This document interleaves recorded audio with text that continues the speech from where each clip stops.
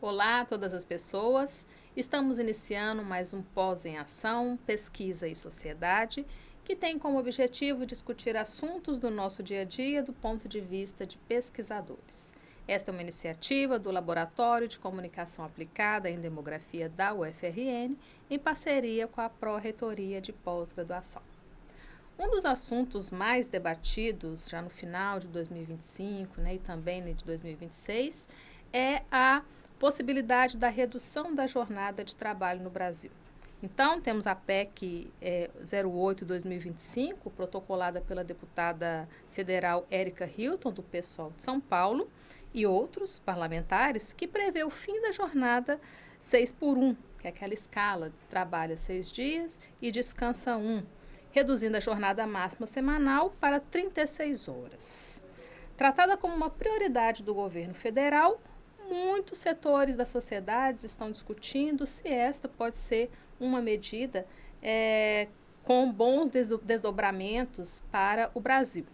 Bom, e para a gente tratar desse assunto e aprofundar um pouco mais, trouxemos aqui o professor Cláudio Roberto de Jesus, que é professor do Instituto de Políticas Públicas, o IPP da UFRN, e que também faz parte do Programa de Pós-Graduação em Estudos Urbanos e Regionais, o PPUR. Seja muito bem-vindo, professor Cláudio. Olá, eu agradeço o convite. É a nossa satisfação aqui conversar com você.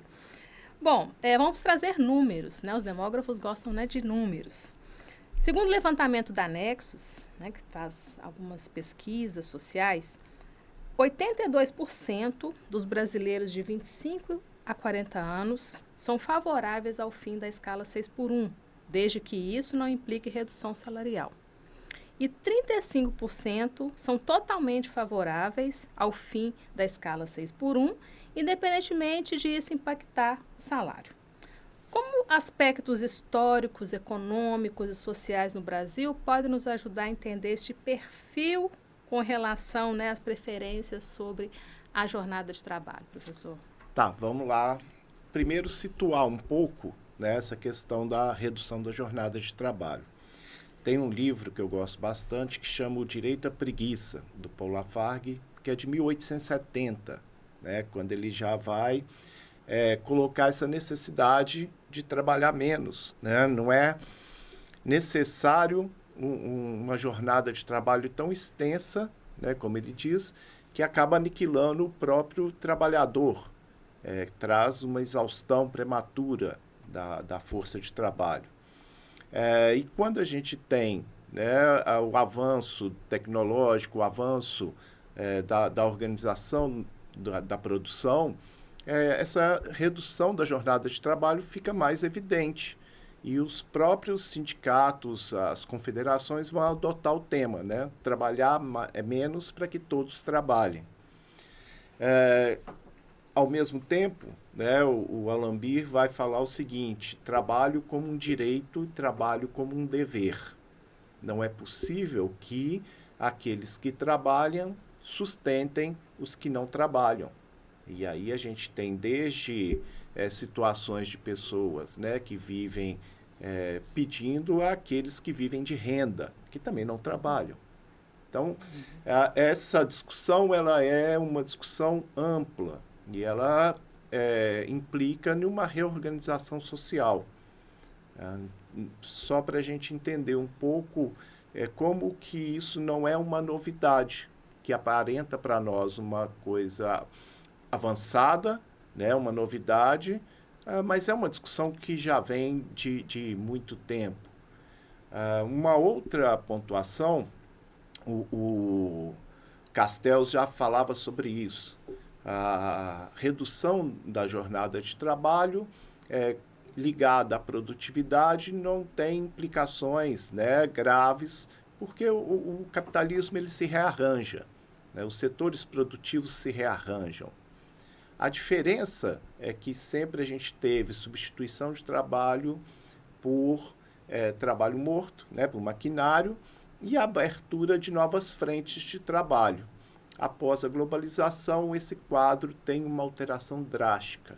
Você tem avanço tecnológico com redução de postos de trabalho, o que torna essa questão ainda mais evidente e importante para se discutir.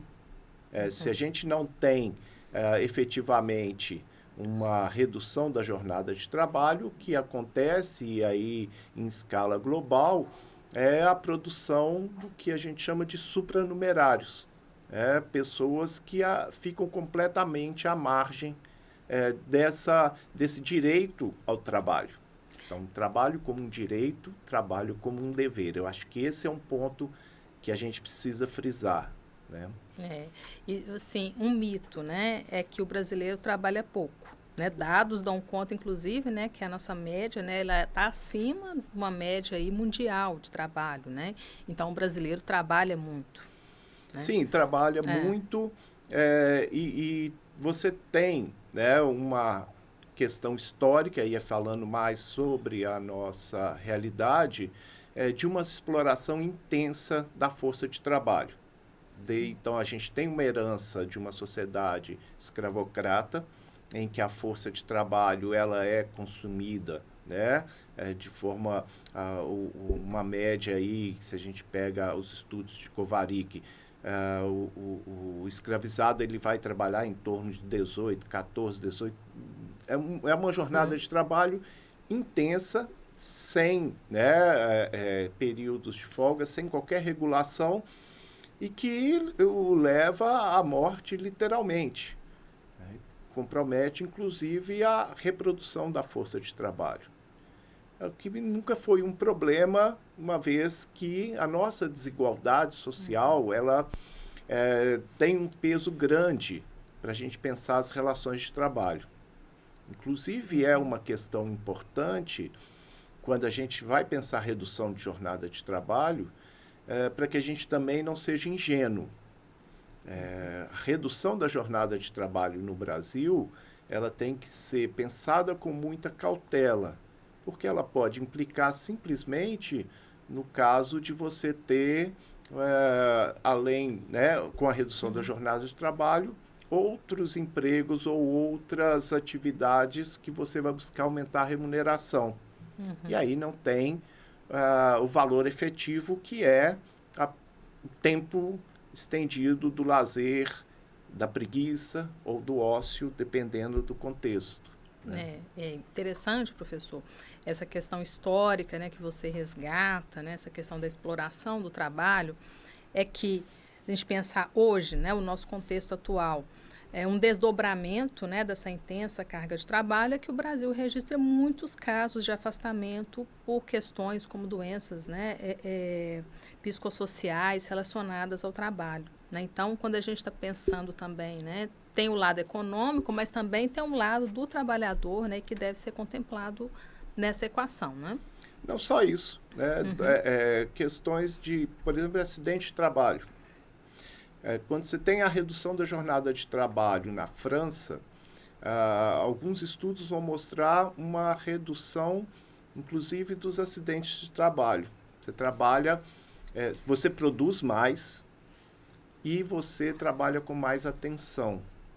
Né? Você está menos esgotado e mais atento às suas funções. Então, você tem uma redução, por exemplo, que é muito clara dos acidentes de trabalho. Hoje, com essa epidemia de doenças que são, né, ligadas a questões mais do estresse... Burnout. Exato. O que a gente percebe é que o trabalho tem consumido também, né, a nossa mente, os nossos esforços, que vão muito além do ambiente da organização. O e-mail, o celular, o WhatsApp, as formas que você tem hoje de extensão da jornada de trabalho e que ninguém discute, né, ou se discute muito pouco, isso tem implicações para se pensar também essa redução e esse adoecimento do trabalhador. Ou seja, né, a produtividade, né, está diretamente relacionada, né, a essas questões para o trabalhador ter mais qualidade de vida, ter mais tempo para estar em casa com a sua família e ter direito, né, ao lazer. Né, se a gente tem que Sim. pensar isso. Né? Quando você fala de família, é um ponto interessante. Né? Também a redução de trabalho, da jornada de trabalho, ela possibilita um fenômeno, claro que não é uma relação direta, mas ela possibilita um fenômeno da redução da delinquência juvenil. Passar mais tempo com a família, né, ter mais tempo para cuidar, né, dos filhos, para dar atenção aos filhos, e isso ligado a uma qualidade em relação, né, a diálogo, a saber, né, dos comportamentos, das amizades, dos lugares que frequenta. Esse momento é importantíssimo, e o trabalhador hoje que tem essa jornada extensa, ele acaba ficando alienado dessa possibilidade, né? Normalmente quem acompanha o filho é um vizinho, um parente, ou se vira, né? Principalmente os adolescentes, que também passam a se inserir no mercado de trabalho de uma forma precoce, no mercado formal e principalmente na informalidade. É importantíssimo, né? O Cláudio, né, que é também um grande estudioso sobre criminalidade e segurança pública, né? Então, a gente consegue fazer o link com outras questões sociais, porque os indivíduos não estão ali isolados de um contexto social, né, Cláudio? E essa questão dessa discussão que você colocou, que não é antiga, né, que vem sendo debatida, importante a gente colocar que lá na Constituição de 1988, né, a jornada de trabalho foi reduzida de 48 a 44 horas semanais. E naquele contexto também houve, né, reações, né, e assim, criando-se um cenário, né, catastrófico. Então, a gente parte de uma experiência pregressa, né, para a gente discutir também essa questão da redução da jornada de trabalho, né? Então vamos lá, década de 90, quando a gente tem avanços em termos da retomada, né, do processo democrático, da participação popular, ao mesmo tempo um contexto internacional que eu citei brevemente, completamente adverso, né? A década perdida, né? A gente chegou a ter um desemprego na casa de 25%, 24%, 25%.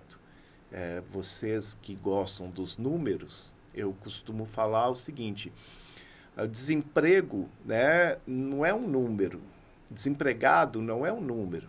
Nós estamos falando de um drama social. O desempregado não é o cara que está à toa.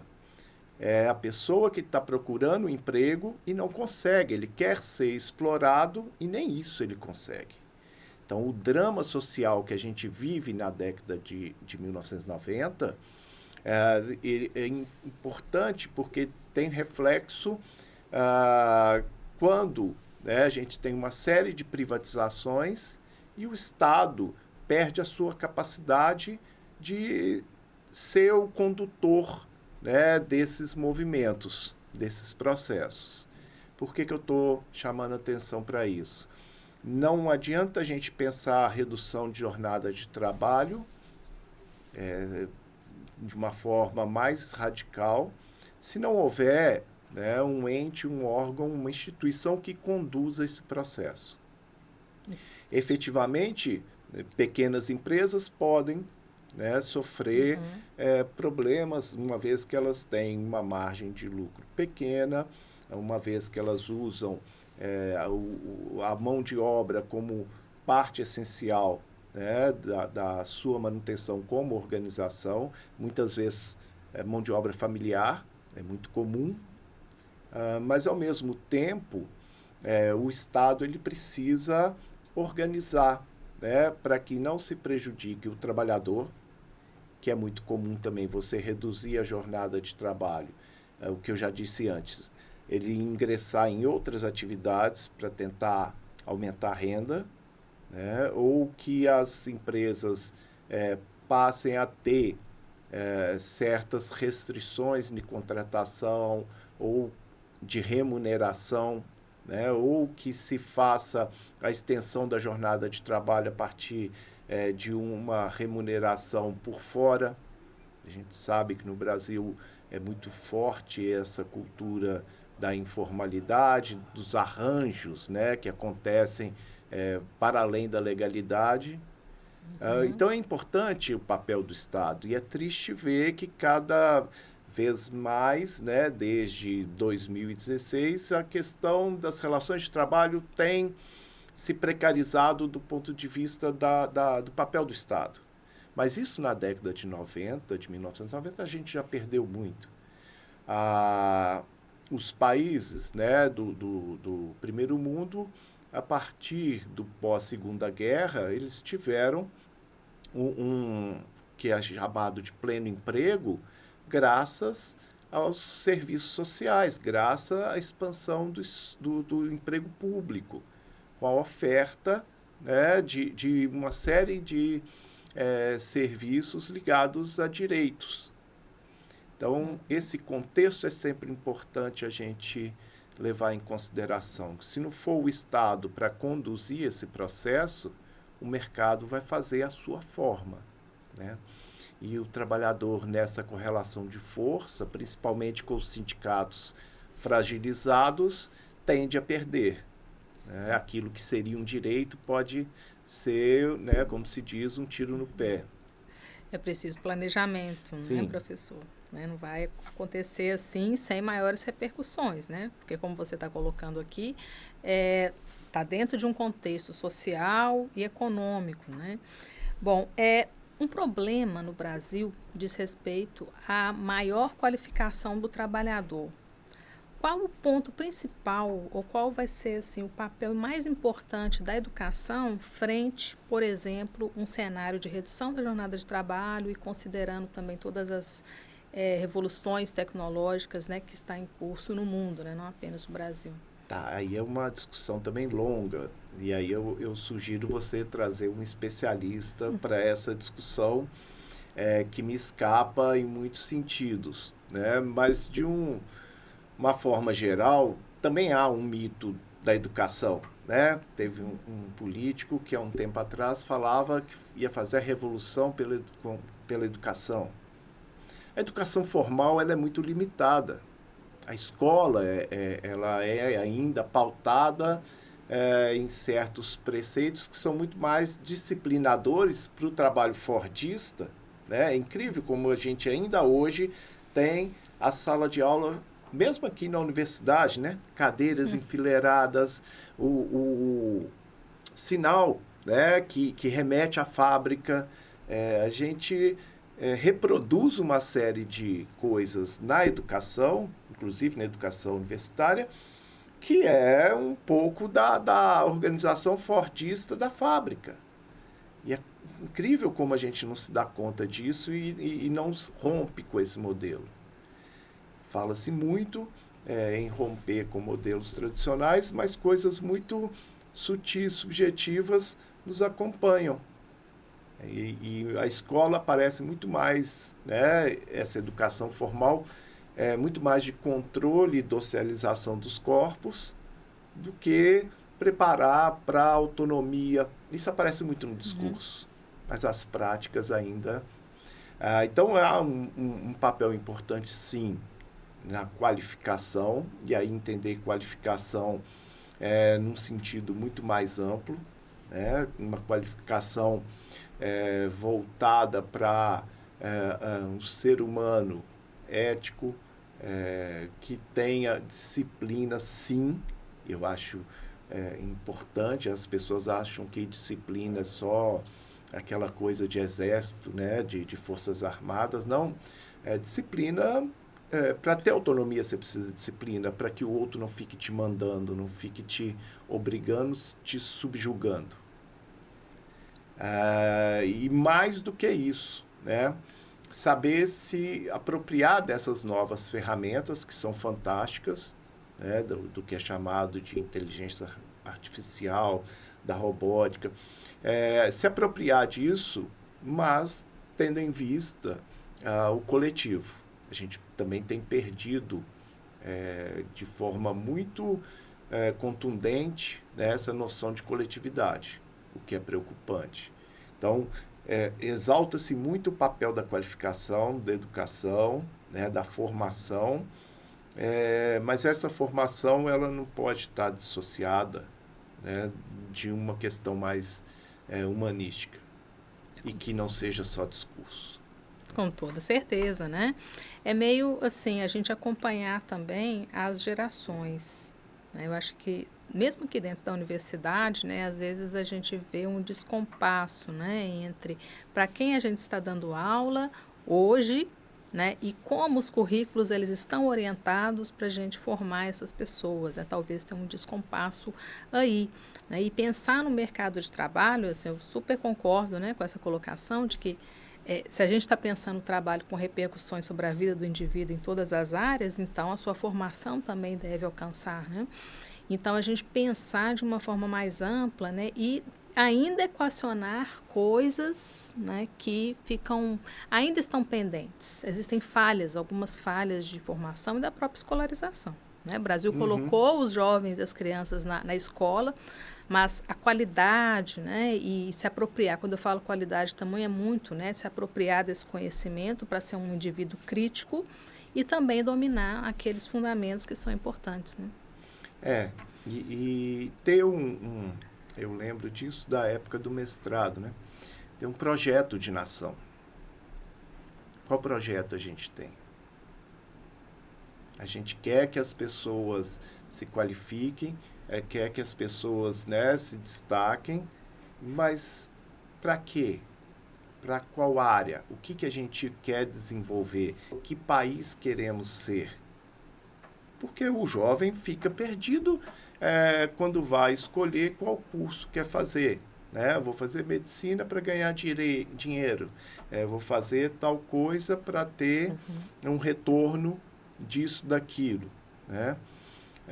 Mas e a nossa, volto lá, né? Na nossa coletividade, para quê? Que país que a gente quer? Vai ser sempre essa procissão de milagres? Aí vem a cana-de-açúcar, depois vem, né, tal coisa, e agora a gente tem a soja. Você é um produtor de commodities e exportador de matéria-prima. E o que nós queremos como nação nesse contexto que é dinâmico, né, e urgente a gente ter essa inserção na economia global que não seja só subalterna. Mais uma vez, o papel orientador, norteador do Estado. Do né? Estado. Isso é fundamental. Professor, fala um pouco mais sobre o PPUR, né, para aquelas pessoas que estão nos assistindo e que queiram entender mais, de uma maneira mais ampla, políticas públicas relacionadas, né, a mercado de trabalho. Bem, o Programa de Estudos Urbanos e Regionais, ele abarca uma série aí de temas que vão desde as políticas públicas, e aí passa políticas públicas, saúde, trabalho, participação, né, planejamento. A gente tem as áreas relacionadas às dinâmicas da cidade, do urbano, do rural, né, que é uma outra área de estudo. A gente tem o grupo forte também do meio ambiente. A gente tem trabalhado, né, de uma forma bem heterogênea essas questões, como eu disse, que perpassam, né, estudos sobre violência, criminalidade, segurança pública, mas também, né, meio ambiente. Tem essa temática do trabalho, ela está imbuída nesses estudos de uma forma, às vezes, bem direta. Então, desde estudos sobre as plataformas digitais, né, de entregas de trabalhadores ligados a esses aplicativos, mas também como que mudanças climáticas têm afetado trabalhadoras tradicionais, né, as marisqueiras, por exemplo. Essa discussão ela é, né, fundamental para a gente pensar toda essa dinâmica. E para pensar políticas públicas, a gente sempre tem também um romantismo de achar que a política pública vai resolver o problema X ou Y. E esquece que ela acaba criando outros, né? Como eu disse, a redução da jornada de trabalho por si só não vai resolver o problema da exaustão do trabalhador.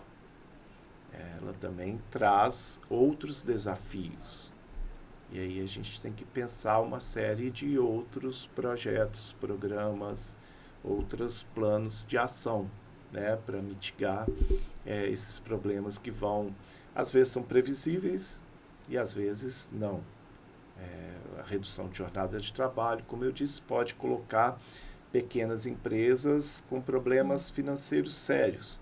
Você tem que pensar formas de isenção de impostos ou de auxílio, o Estado bancar uma parte do salário. Você tem que pensar formas, e principalmente formas que diminuam, né, essa desigualdade social que está refletida nisso. Para as grandes empresas, a redução de jornada de trabalho não tem o menor impacto.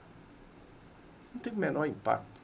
E muitas delas já até praticam jornadas de trabalho mais aprazíveis, né? Apesar dessa extensão aí com o celular e outras formas, né, de controle sobre o tempo do trabalhador. Mas isso não é problema algum. Só mais um detalhe, que é um outro impacto que é importante da redução da jornada de trabalho. A gente muitas vezes acha que isso vai trazer sérios problemas para a economia, mas você começa a ter também, né, tempo livre para usufruir de outras coisas, né? Por exemplo, o lazer ligado, ir mais ao cinema, ir mais ao teatro, viajar mais, né? Aqui no Rio Grande do Norte, o turismo é uma atividade importante, né? Então, o tempo livre do trabalhador, ele também traz benefícios do ponto de vista da dinâmica econômica. Por isso que a gente não pode pensar, é importante promover debates, né? E não levantar bandeiras e ficar defendendo posições de forma cega. É importante também ter um posicionamento crítico, inclusive sobre essa questão que pode, né, e que poderá ser muito decisiva, né, sobre a vida das pessoas. Né, professor? Estamos falando da vida das pessoas. Para a gente finalizar, qual você acha que é assim, um caminho importante ou um caminho promissor de pesquisas para as pessoas, né, que estão interessadas em estudar mais mercado de trabalho de uma perspectiva mais social, frente a essa possível mudança? Bem, eu acho que tem um grande imbróglio que os pesquisadores normalmente fogem, que é a questão da informalidade. A minha tese de doutorado, eu fui estudar os camelôs em Belo Horizonte, e uma coisa que me marcou é que a informalidade ela é estrutural, né, na realidade brasileira. O trabalhador informal ele existe desde o desenvolvimento da economia urbana e ele convive, não é só nos momentos de crise que a informalidade aparece de forma mais forte. Quando a taxa de desemprego está baixa, você vai lá na taxa de informalidade que você vai ver que ela é persistente, né? Então ela está ali. Eu acho que entender como os mecanismos da informalidade lidam com o trabalho formal, né, e estão associados é muito importante e tem pouco estudo sobre isso. Falar que a informalidade é precária, tudo bem, é meio que chover no molhado, mas o trabalho formal também é muito precário. E muitas vezes você prefere ficar na informalidade porque as condições são quase que iguais, né, ou até melhores em alguns aspectos do que do trabalho formal. Acho que entender, né, não só do ponto de vista dos ganhos, mas principalmente das motivações que levam os indivíduos para permanecer nesses lugares. E aí, quando eu falo da informalidade, né, a gente tem o ilegal, o ilícito e o informal.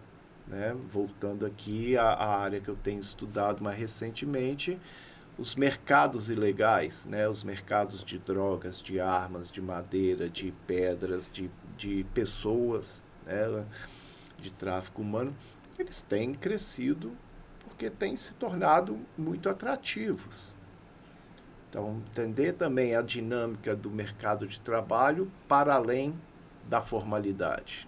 Outros olhares. Sim. Sobre uma realidade que está aí. Professor, muito obrigada pela sua presença aqui, né, conversando conosco sobre esse assunto de relevância, né, nacional. E vamos encerrando. Até uma próxima. Até, obrigado também.